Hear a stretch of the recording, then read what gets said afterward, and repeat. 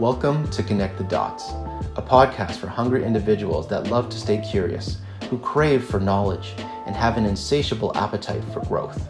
My name is Alex Lynn. I have coached incredible individuals from around the world and noticed something.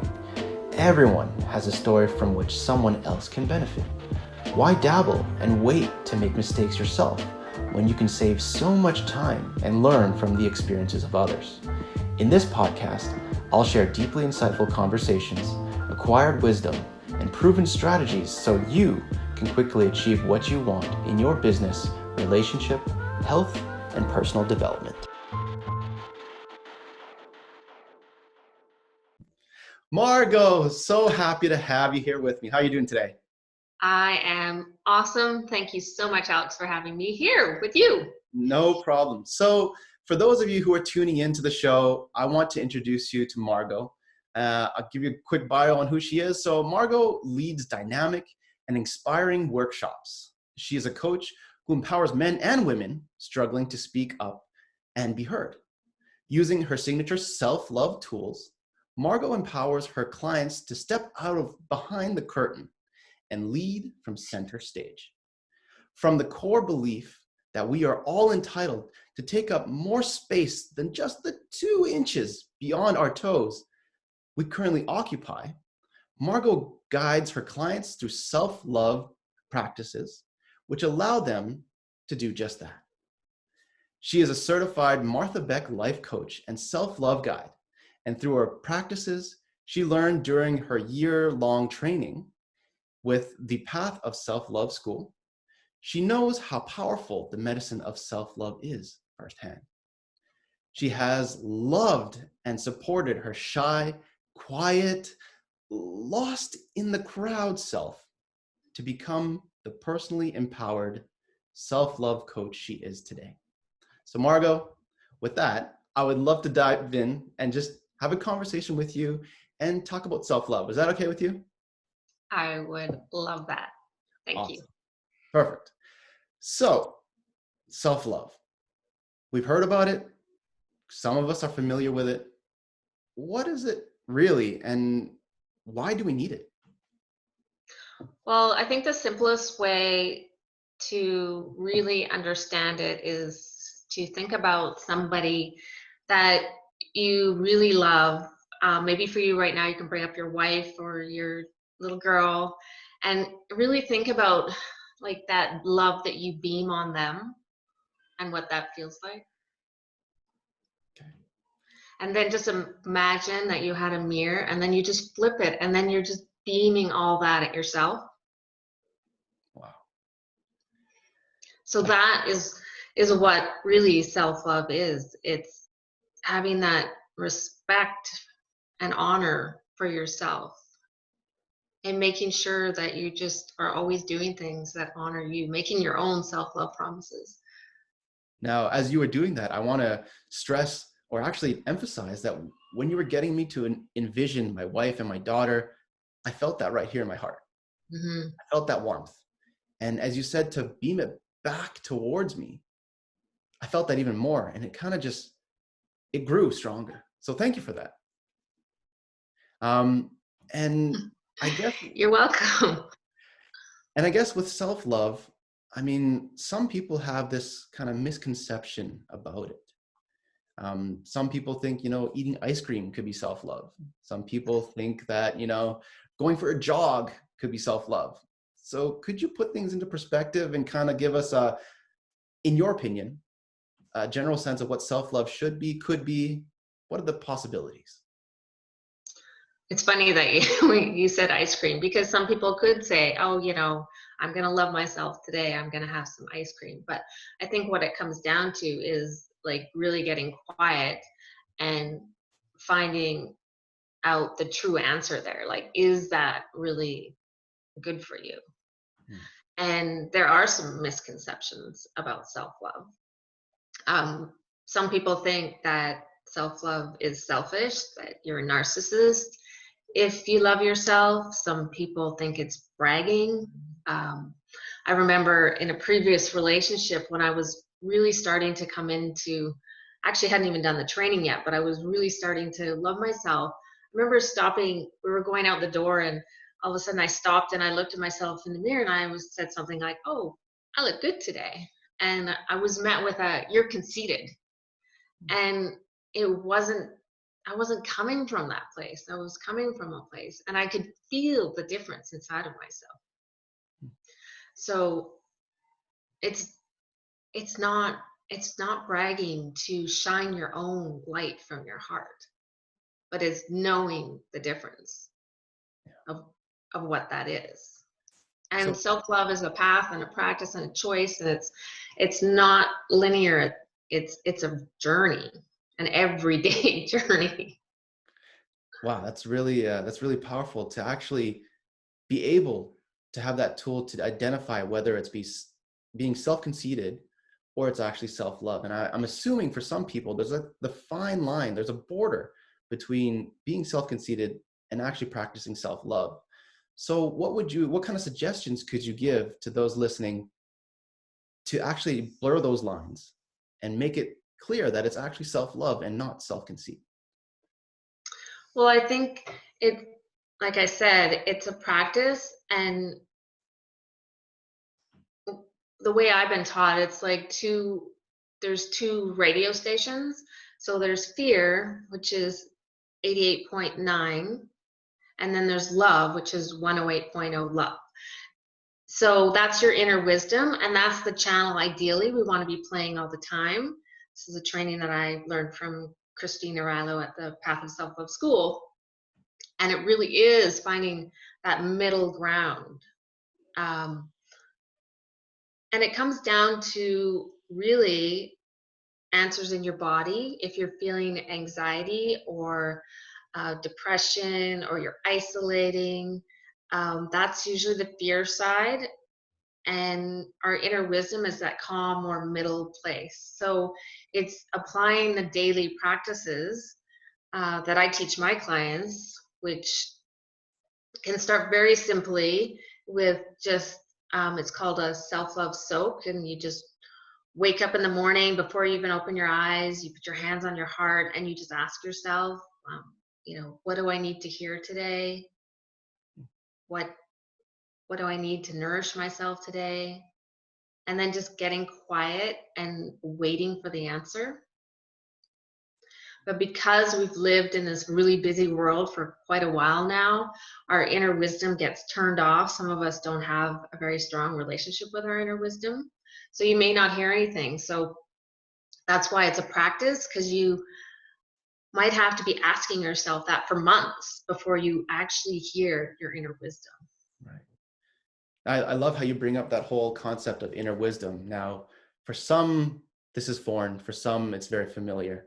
Mm-hmm. To have access to that inner wisdom, what kind of techniques, advice would you give to actually tap into that more and really bring that out into light so that people can practice self-love more? Well, some of the standards, which is meditation, um, spending time in nature, getting off our devices, just spending time alone, which can be really tricky for people that don't have a strong practice in self-love. Their well is kind of low, so it feels uncomfortable to spend time alone. Reaching out and talking to someone, but that kind of has to be specific, because sometimes people can feed into our stories of not loving ourselves. Right. And so being selective with the type of people that surround you really matters, I assume. And so having this whole sense of positivity, surrounding yourself with like people just like yourself who have the similar values, same beliefs, maybe empowering, hopefully, right? Really serves you as a person and gives you the self-love and I love that analogy you gave of filling your self-love well, right? Or tank, whatever it is. Yeah, it is a tank. Right. And so to keep it full, I mean, for you and yourself and practicing it every day, how does it feel to have a full tank? Well, Well, it feels it feels calming, it feels soft, depending on what's going on in my life. Uh, it's it's just a spaciousness. There is actually another tool that I was taught, and it's actually about your own well, and it is something you do before you get out of bed, and it's to imagine that it's like a dipstick, and it's between 0 and 100, and you just ask yourself intuitively what number you're at. And so the idea is anything um, below 50 is, you're really lacking on your self-care, Mm, and anything above 50 you're doing okay. But if you're below 30, you're really in the dumps, and never to serve from your reserves. mm, So really practicing um, self-honor, that if you intuitively come up with a low number, uh, that you take time for yourself. right. But And it gets tricky because of self love and not having any. People don't want to disappoint, or they don't want to set a boundary. Self love is all about having healthy boundaries for yourself. right. And to set up those boundaries can sometimes be difficult if you don't know what to do or what to look for, right? Um, and it's interesting how you say if you're at a 50, you know something's missing, and you may not know it at that particular moment, but if you give yourself that space, that room, that silence to think about it, intuitively it'll come to you, that answer, right? Yes, I think everyone has, even if it's a small little pinprick of light in them, they know. It's like going to your North Star. And the more we tune out the noise, the faster we can get there. But it is a journey. And I think at this time that we're in right now, it's more important than ever that we pay attention, because the more we can connect to our own inner wisdom right now will help with our conversations, difficult conversations that we have to have, whether it's our job or with our partner. We're all getting triggered right now. So the more tools you can have to just reconnect, find your self compassion in yourself first, because that's one of the branches of self love that I actually teach. And it goes back to the misconception of um, self love is selfish, that you can't love yourself and love others, but you can actually love your others infinitely more when you love yourself. Mm, And I've interesting. certainly seen that in my own life. Yeah. And so I would love to actually push on a little bit more and ask you, how has that affected your life and those around you to be able to practice self-love fully and properly, and how that's helped those around you? Well, the biggest thing I think has helped with for myself is um, I'm just not as reactionary. I am really tuned in to, and some people may not agree with this, but I wholeheartedly believe for myself that anything that I react to in someone else, I have done myself. And by that, you mean kind of, And I never used to feel that way. hmm, But I, yeah, anytime I have a reaction to another person, I'm always asking myself, where have I done that? It might not look exactly the same, but I can guarantee you that at some point in my life, I have done that. And then it's having compassion for myself when I've done that to someone. And then I can have that compassion for that person that might be reacting on me right hmm. It's interesting how you bring that up too, is because there are people who are intrinsically affected and there are people that are extrinsically affected, right? And so for you, if I get this correctly, to look inwards first to see how that affects you, and then look at outside to see what's going on and kind of checking ecology, right? And now. That's a great way to put it. right, and trying to really look at things from an observer perspective as opposed to a reactive perspective where you're reacting to your circumstances and what's going on around you. Nice. Um, so it sounds and it's very evident that you're passionate about self-love. So if I may ask you, what's really driving you, this passion of self-love, and why self-love? Yeah, that's a great question. Well, one of the main reasons is I didn't have it for a lot of decades, but I didn't know that I didn't have it Mm. because I wasn't that aware. And and even after I had done a lot of work, I'd gone to therapy, I'd made great strides in my life. Wasn't until I did this extra training and really broke it down into looking at my inner critic, my inner mean girl, investigating her, finding out who she was, what triggered her, what were her lies that she told me, what were my toxic habits. I have three inner mean girls. I have Debbie Downer, and she shows up in when I'm being seen, whether that's in a relationship or my business. I have distant Donna, who shows up in my family when I'm around my family. And then I have cranky Kelly, who also shows up in my relationships. So she kind of protects me with a little bit of an edge. So it was learning all about that, and then the branches of self-love. My life changed. Just partly that compassion that I was talking about earlier, like to have compassion for people. And there was just so much more peace in my life Hmm.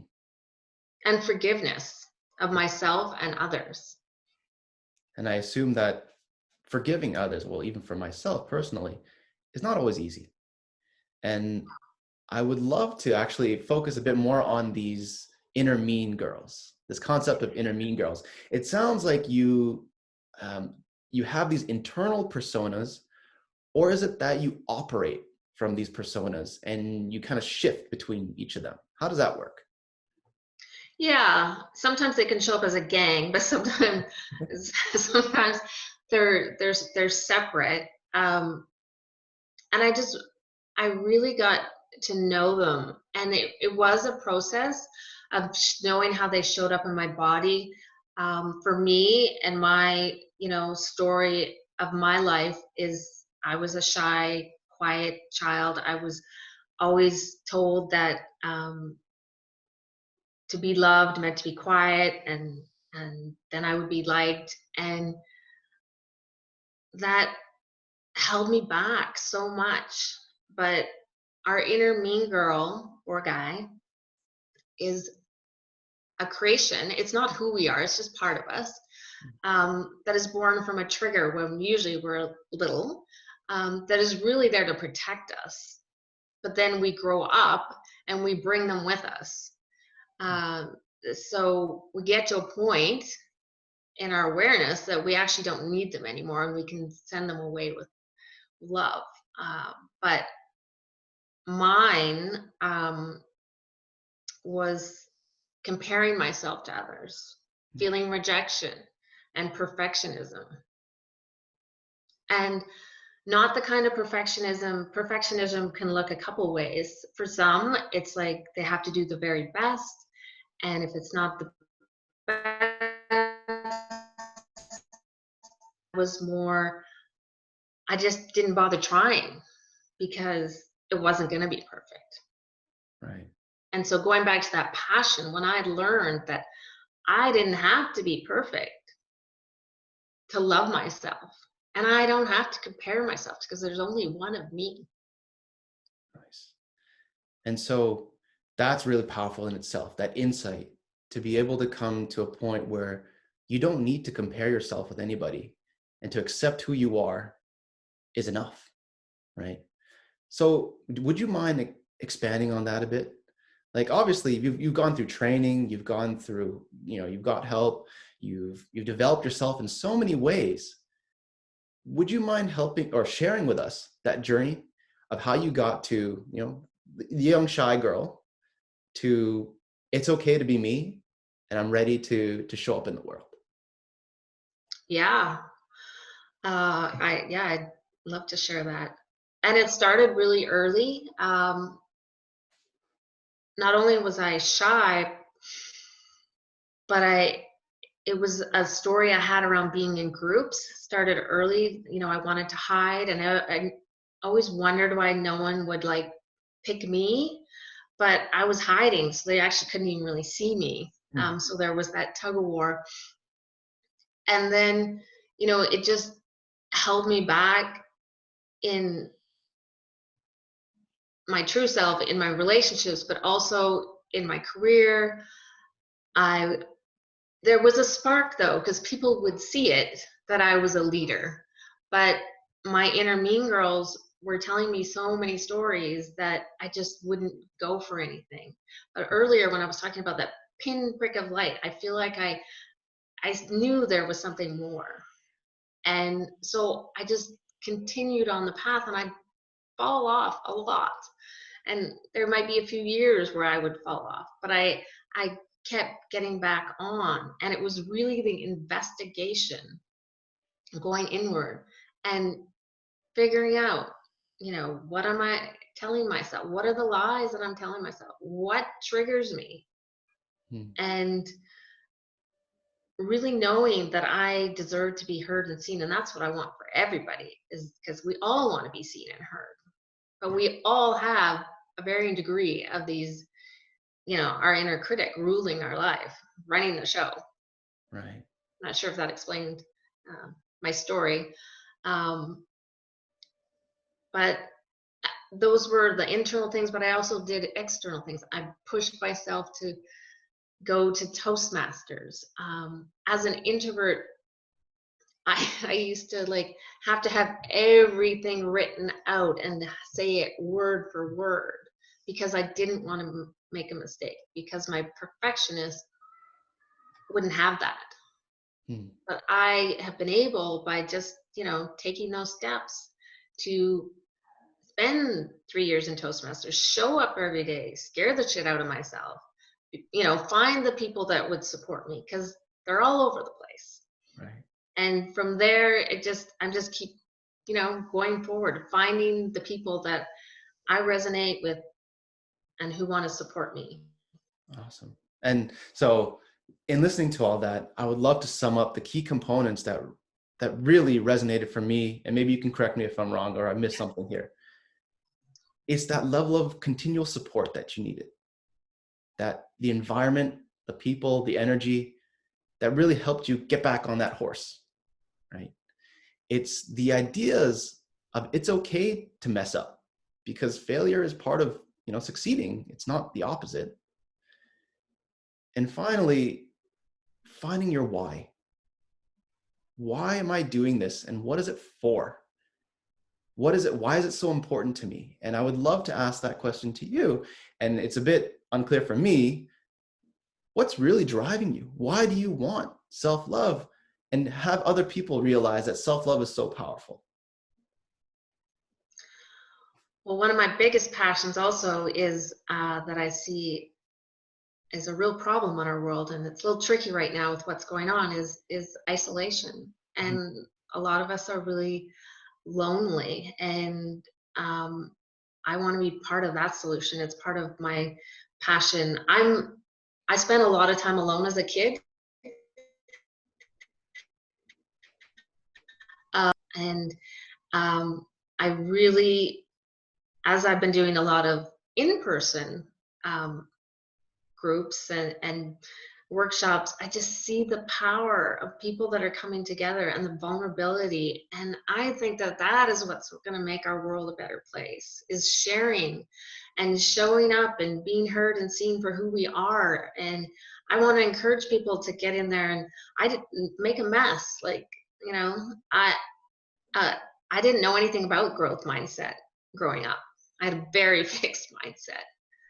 But I am here. It's hard for people who didn't know me when I was younger to know how this affected me. But there was significant cost in my life from not speaking up in bad relationships, to not speaking up to ask for something in my career. Um, and all that has changed. I To have your voice is a real act of self-love and very motivating. Nice. And I love how you segued into your past and how that's helped shaped you into who you are today. And it doesn't define who you are today as well, right? No, And and I guess a byproduct of your self-love is the recognition that you actually deserved. You're able to show up differently, your presence, right, in front of whoever it is that you're in front of, and your ability to make an impact to the people that do come to your groups, your events, and to get them vulnerable and have them see the power in vulnerability as opposed to the weakness of vulnerability, which is typically seen, right? Nice. absolutely. Yeah. I've seen so many amazing stories at my meetups, and people want to share their true selves. And I want to be part of that process of helping them do that. Right. So why do you think it is that people are so shy to begin with, to show their truth selves and just show up as their uniqueness of who they are in this world? Well, I think it comes back to our inner critic. And that's why the work I do of helping people find out who's running the show really helps. Because once you realize that that is not who you are, it's just a part of you and it's a story and it's our thoughts and we can change our thoughts. Right. Everything changes. Nice. And so what I guess tips or advice or your practices, tools would you give for those who can't seem to grasp the aspect of controlling your thoughts? Now, for some that I've met, they get fixated, and people who go through anxiety are setting themselves up for failure because nothing has happened yet, but they're so fixated on that idea of something's going to happen. So what kind of advice or tips would you give to these kind of people to help them with that? Well, I know firsthand about that. I used to have a severe anxiety disorder, so much so that I landed up in the emergency department once. Um, and that was, I believe now, looking back at it, my voice wanting to get out. So the first step always is awareness. And it's a little tricky because I don't know if you know that poem. Can't remember exactly what it's called, but you walk down the street and first time you fall in, have you heard that? First time you fall in the hole, second time you fall in the hole, third time you see it, you still fall in the hole, fourth time you go around, the fifth time you go down another street. So getting back to self-love, that it just to remember that it's a path and a practice and a choice, and it has to start out really small. So maybe it's reaching out to someone that you trust and just even having a conversation about, hey, I think I might have, some inner critic stuff going on here, or journaling about, what's going on for yourself Right. is I find really helpful. And Doing that self-love soak to listen to see what's coming up for you. right. Okay. So for those who want to start practicing self-love, would you say that it's a good idea just to stop for a second and ask yourself, what do I need in this moment? Is that correct? Yes, but I'm not sure that's easy to do like in the middle of the day. So that's why it's a really good morning practice. Yeah. Get in the habit of, because once we get going in our day, our brain starts going and it's really hard to know what's a thought that we should be leaving and what's not, especially if we're right at the beginning.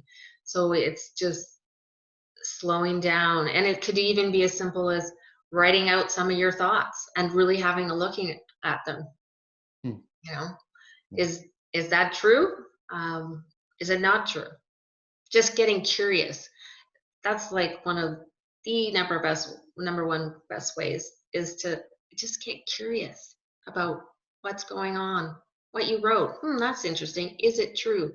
Not getting fixated on whether it really is true, because chances are it's not. Hmm. And so, I mean, I could relate this back to a personal experience where I thought at one point I wasn't good enough to show my face. Mm. And going back and really writing that out, you're right. It does make a huge impact on the way I see things, the way you're able to observe it and say, how much truth is in what you tell yourself, the stories you tell yourself, and are they really empowering or do they limit you, right? And so, for those who have never journaled, have never practiced self-love, who don't have a morning ritual, what would you suggest them as a first step towards self-love? Well, that's a really good question. Um, you could take the self-love soak onto paper because that might be helpful too. Because if you're lying in bed and nothing comes to you, that can get a little disheartening. So, could be something as simple as, you know, what do I need to feel joy today? Hmm. And or what brings me joy? Um, just finding a simple journal prompt. It's tough for me because I can just spew. um, and it depends on the person. Sometimes I will use like oracle cards and whatever. When I pull, I'll journal on that. Oh, nice. So just finding something that inspires you. There's a million journal prompts out there, and just start with one. Hmm. That's the other problem is we get, you know, big ideas, and it really is to start really small. Right. Okay. So small. How small? Now, people could say, journaling, saying what makes me happy. Is that small enough, or could it go smaller, micro than that? Well, I always say it's a tiny turtle step. Hmm. So the smaller the better, but it's also you want to challenge yourself, but you have to be going forward. So it has to feel comfortable, but you still, you don't want to hold yourself back because Right. some people, you're right, may not know what brings them joy. To be truly honest, I didn't feel joy for many years, had no idea that I could just feel joy without an external stimulus. Hmm. So, but it's okay to find joy from an external stimulus. Like I love my electric bike; it brings me joy. So it's finding that thing that brings you joy, but it's also good for you. It's you know, someday it could be the ice cream, but some days it's not. Getting back to the ice cream. Right. And that, determination of what really helps me in terms of mentally and physically is really important to focus on. And, figuring that out for yourself could take some time, but I guess with help from people like yourself or those around you, um, typically things kind of work themselves out if you even try to practice self-love, right? Absolutely. Uh, I think another tip that I is really kind of important is to remember that there's a million circumstances right now in our lives. So if we talk about the virus, that is a circumstance. And then from that circumstance, we have a thought. And that thought leads to a feeling. And that feeling leads to an action or an inaction. So if we change the thought, we can change our feeling inside of ourselves and then the action. Right. So I find that a real helpful self-love tip as well is to just look at your thoughts. So if you don't have a journal prompt, just start writing down the thoughts you're having through your head. Whether it's about the virus or whether it's about how you feel about your body or your relationship, and ask yourself, is that true? And then look, how am I feeling when I think that thought? Mhm. What action or inaction am I taking from that thought? Mhm. All our thoughts can be changed. I love that. And how you brought that whole series of events where it goes from thought to feeling to action. Now, in my personal studies, I realized that there's an innate intelligence and that we all operate from. And thoughts, they kind of come and go, come into existence, and then they leave. And the coolest thing is, if you don't like a thought, you can just let it go and another one will come in. And you're right, that whole effort of trying to do self-love and you're telling yourself, I really want to love myself today, but I don't know how. It's a lot easier than we think, I would assume, right? It is easier. It's as easy as, writing down those thoughts that aren't making you feel very well and asking yourself, what thought do I need to feel today that's going to make me feel better? Nice. And that's a really powerful question to ask yourself. And I'm a true believer, and I think you'll attest to this too, is that the quality of questions you ask yourself or others usually determines the quality of answers you're going to get as well, right? So ask yourself, be inquisitive, be curious, and say, what do I really need right now at the end of the day that'll make me happy or help me practice self-love? Awesome. Yeah. And remembering, I think it's really important to remember that it's a path and a practice and a choice, and it's daily, and it's okay to fall off and get back on. And that's part of loving ourselves, is when we fall off the train track, it's a week, 2 weeks. It's okay when we start back, and not to beat ourselves up, and just to love ourselves exactly how we are right now, but continue at your own teeny tiny turtle pace, but just keep going forward. Yeah, nice. So it's it's not a race, but you will get there eventually if you keep going. Awesome. I love that. Thank you so much.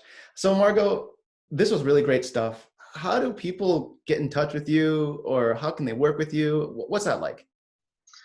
Thank you for asking. I can be found at Self Love's Where It's At is the name of my website, and also on Instagram. I'm just rolling out a private Facebook group for people who want to really find their voice, to show up and be the scene in their own life, the main player per se. And I'm going to be sharing lots of self-love tools in that group. And I tend to work with people who really, as I said, want to find their voice, and they have led a life of maybe being shy and hiding in groups. But I also work with people who have a voice, but maybe it's not their authentic voice. It's finding that place in the middle where we're coming from our own truth. Nice. And if I remember correctly, there are groups that you hold as well? Yes, thank you. I have a meetup group also called Self Love's Where It's At, and I am going into the online realm with that, and I'm going to be doing an Inner Mean Girl, Inner Mean Guy workshop coming up in April, so you can find me on Meetup there as well. Awesome. Yeah, it's amazing what COVID and all this, self-isolation is doing for people, all this change to online, and it's amazing stuff. But I want to say thank you so much for joining me today. It was such an honor to have you on the show. Thank you for your shared wisdom, and I look forward to seeing people join your group, really practice self-love, and maybe get to know Margo a bit better. Thank you so much, Alex, for having me. This has been a pleasure, and I love chatting with you, and I hope we get to do it again soon. Awesome. I hope so too. All right. You have a great day, Margo. You too. All right. Cheers. Cheers. I do what I believe, and what I believe is that everyone holds a story that can help someone else. Through coaching, I'm able to lead conversations, dig deep, and elicit personal experiences that lead to eye-opening insights. If you want more of this and learn from some of the most incredible people on this planet, go to coachalexlin.com/connectthedots.